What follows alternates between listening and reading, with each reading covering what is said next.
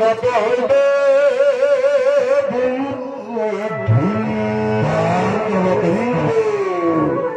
কৈছে গুৰুসকল কৃষ্ণৰ চৰণমৰে ধৰি দৃঢ় ধ্যান কৃষ্ণৰ চৰণত আমাক দৃঢ়ভাৱে মানে অন্তৰ্নিহিত ভাৱে আমাক মানে কি কৰিব দিছে চৰণত ধৰিব দিছে ধ্যান কৰিব দিছে কৃষ্ণ কৃষ্ণ বুলিয়ে 4 লাখ কোটি প্ৰাণ আৰু এই মতে চাওক ঈশ্বৰ নাম লৈ পেলাই সীতা দেৱীয়ে পাতালৈ লৈ গৈছে হয়নে বাৰু আকৌ সতী দেৱীয়ে ধুনীয়াকে জুইত জাহ দিছে গতিকে এইটো এটা তুলনামূলক হিচাপে আমাক দেখুৱালে কৃষ্ণৰ ভয়লন্তৰ দিনত সিটো মহাসতী দেখি উক ভকতি মহিমা সম্পত্তি গতিকে কৃষ্ণ নামৰ গুণানুগুণ কেনেকুৱা আছে মহাসতীসকলে আমাক প্ৰমাণিত কৰি দিছে আৰু ইয়াৰ মহা সম্পদ হিচাপে আমাক কৈছে কি পাণ্ডৱৰ নিজান আমাক এটা তুলনা কৰি দেখুৱালে পাণ্ডৱৰ নিজানৰ পৰম পুণ্য কথা পাণ্ডৱৰ এই দুখ যন্ত্ৰণাৰ পৰা নিকাৰ হোৱা পুণ্য কথাটো হৈছে তেওঁ সদায় ভজনা কৰি থাকে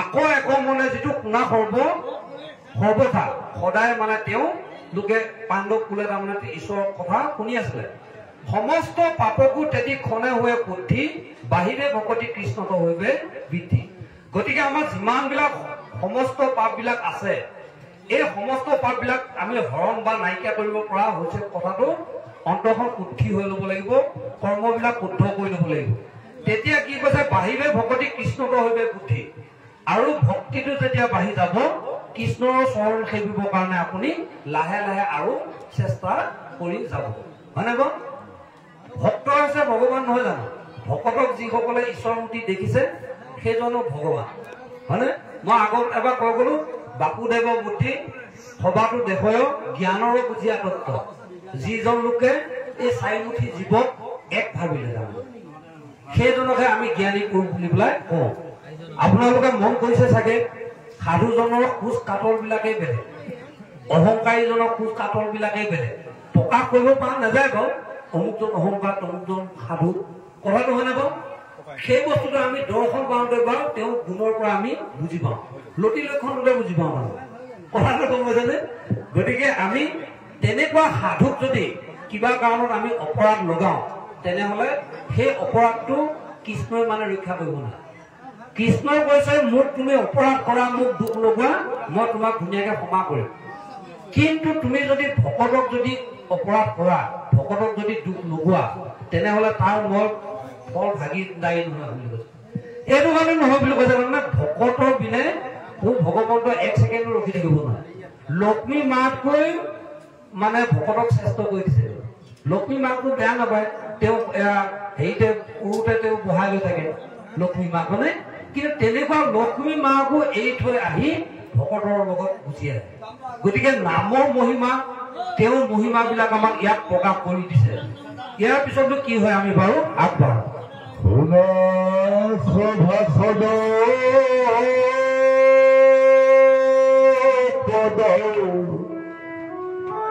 কৃষ্ণৰ চৰিত্ৰ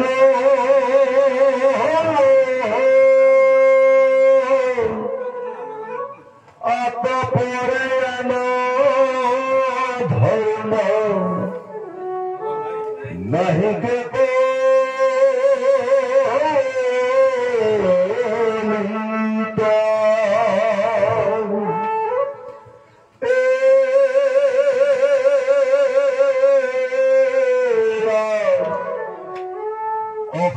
সংসাৰ ইহতন মদি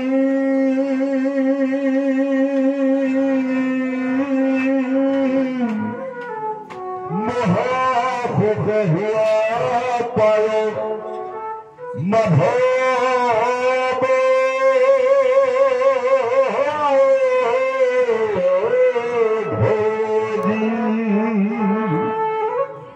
অৰ্জুন তো গীতা তপ হিসা হৰি সাস অপদেৱ তাক পুঁজি হৈব পিশাচ পেটৰ লগত ফুৰি বেত বলি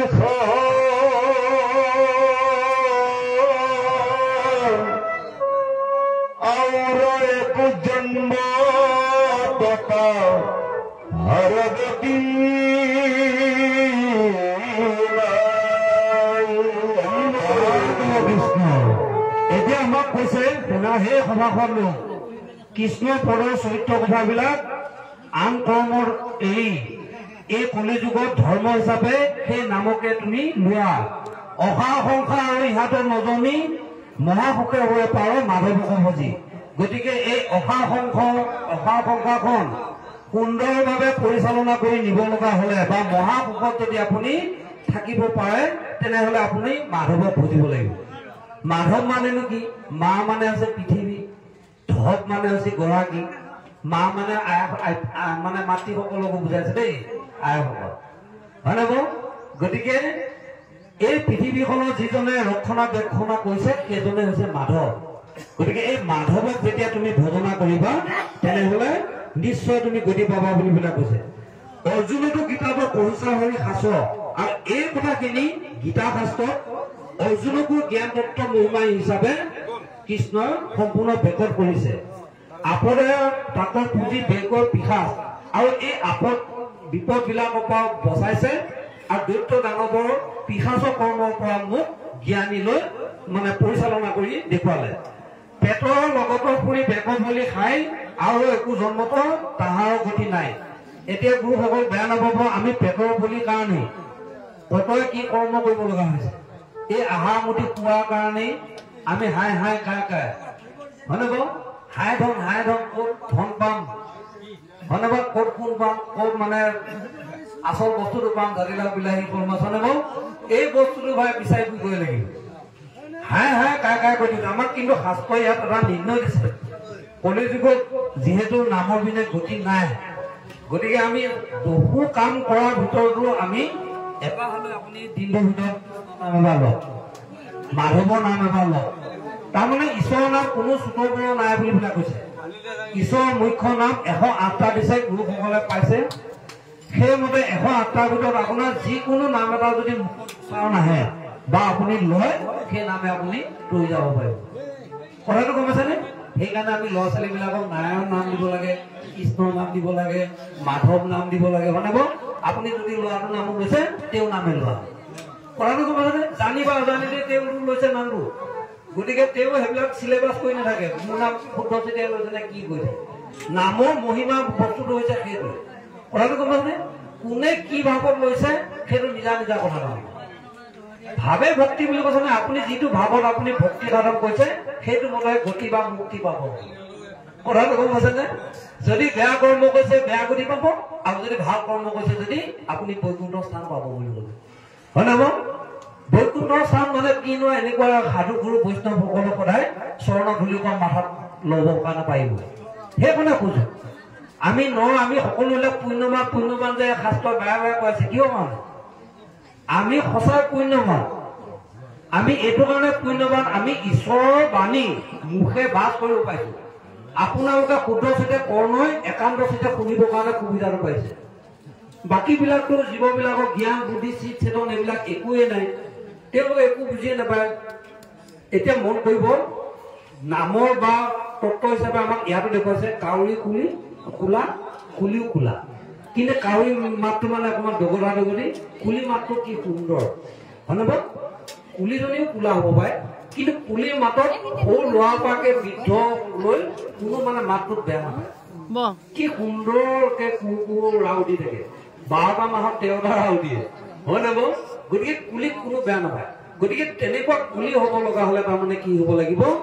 সাধু সংগ লোৱা, পাখণ্ড আচাৰ নিবাৰণ কৰা, সাধু সংগ লৈ সুন্দৰভাৱে ব্যৱহাৰ পৰিচয় আপুনি নিজকে নিজে দাঙি ধৰি দিব। কোনোবাই মানে আপোনাক বেয়া বুলি কোৱা কথাটো নালাগে, আপুনি সঁচাকে বেয়া নে ভাল সেইটো অনুভৱ কৰা বুলি কৈছে। নিজকে নিজে অনুভৱ কৰাটোহে আচল, সেইটোকে চিত চেতন বুলি কয়। চেতন থাকিব লাগে, তাৰমানে গাঁৱতো চেতন। আমি মুখে বাস কৰিছো ঈশ্বৰৰ নাম, শুদ্ধকে লৈছো নে নাই? কৃষ্ণটো যদি কৃষ্ণ বুলি কৈছো সেইটো শুদ্ধ হোৱা নাই, নাৰায়ণটো যদি নাৰায়ণ বুলি কৈছে আপুনি সেইটো শুদ্ধ হোৱা নাই। কথাটো গম পাইছেনে? সেই বস্তুটো আমাক মানে শুদ্ধভাৱে ল'ব দিছে। এনেই বাক্যটো বোলে পঢ়া তেতিয়া এইখিনি জটিল পাইছো, কৰি বোলে থৈ গলো, সেনেকে কৰিলে সেই পাঠটো আমি নলওঁ, কিন্তু তেওঁ হলেও আৰু এজন যে আচাৰ্য বহাই থৈ দিয়ে, এয়া দুখন পাঠটো থাকে, আৰু এজন আচাৰ্য বাকক বহাই থৈ দিয়ে। এই এনেকুৱা বাক্যবিলাক যদি ভুল কৰি থৈ যায়, তেওঁলোকে কলে তেওঁ এবাৰ মুখতে মাতি দিয়ে, এইটো স্নিগ্ধ দেই, বা এইটো জটিল বাক্য কিছুমান পাঠকে মানে আৰু এৰাই থৈ যায় নহয়। আমি এইবিলাক পদে পদে পাই গৈছো মিছা কথা কোৱা কথা নহয় আকৌ, হয় নে বাৰু? গতিকে তেনেকুৱা কথাবিলাক আমি সদায় চাব লাগিব।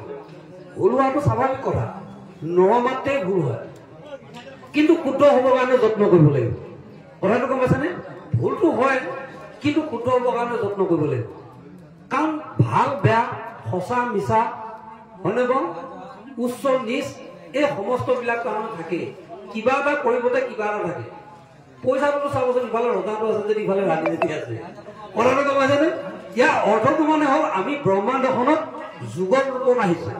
ঘৰ চিগা এজনী মতা এটা, মাইকী এটা, কুকুৰ এজনী মতা এটা, মাইকী এটা, হয়নে বাৰু?